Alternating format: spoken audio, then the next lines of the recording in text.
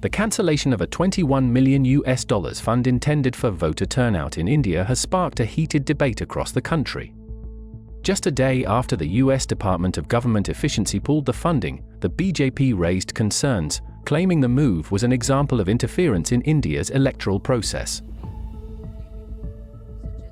Reacting to the decision, BJP's Amit Malviya took to his X account and expressed his concerns, $21M for voter turnout. This definitely is external interference in India's electoral process. Who gains from this? Not the ruling party for sure. On February 17th, BJP leader Nalin Kohli launched a direct attack on Congress, stating, "If anyone has received money under this, it must be made clear. And if something like this is being stopped, it's in the larger interest of the freedom of democracy, without interference." What is coming out in the media is certainly worrisome. Why would any US agency wish to give $21 million for election-related work in India? Would that not amount to interference in India's electoral process? We are the world's largest democracy. Free and fair elections are held here. Institutionally, there are mechanisms that ensure free and fair elections, including the Election Commission of India. The opposition party wins, the ruling party wins. People have a full right to go and vote in the manner they wish. Now, the serious question is, in the past, we've seen certain political parties, like the Congress, even engaging with organizations like Cambridge Analytica, which was with an attempt to somehow create some kind of influence that may change around or interfere with the election process. Now you have this 21 million. So certainly if anyone has received money under it, that has to be made clear.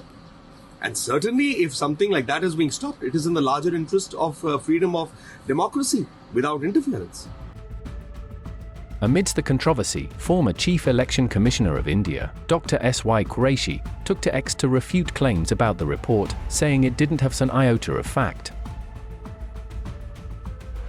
He clarified that during his tenure as CEC in 2012, there was an MOU with the International Foundation for Electoral Systems, IFES, just as with many other organizations, to facilitate training for countries at the Election Commission of India's Training and Resource Centre, IIDM.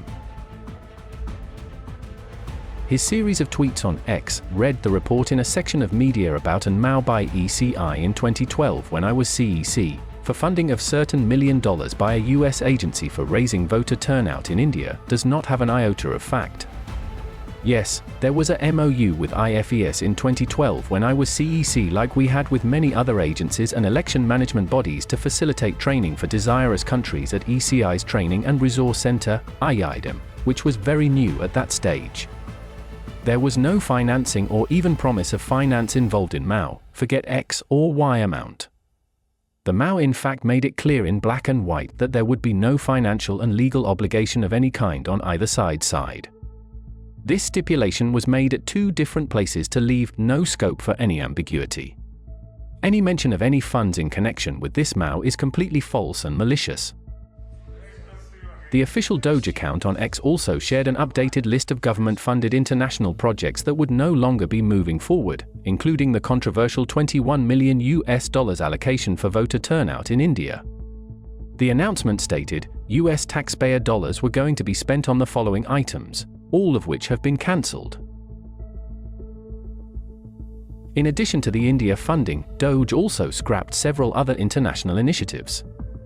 Among them, $10 million meant for Mozambique voluntary medical male circumcision, and a staggering $486 million designated for the Consortium for Elections and Political Process Strengthening. This included $22 million for an inclusive and participatory political process in Moldova, alongside the $21 million earmarked for voter turnout in India.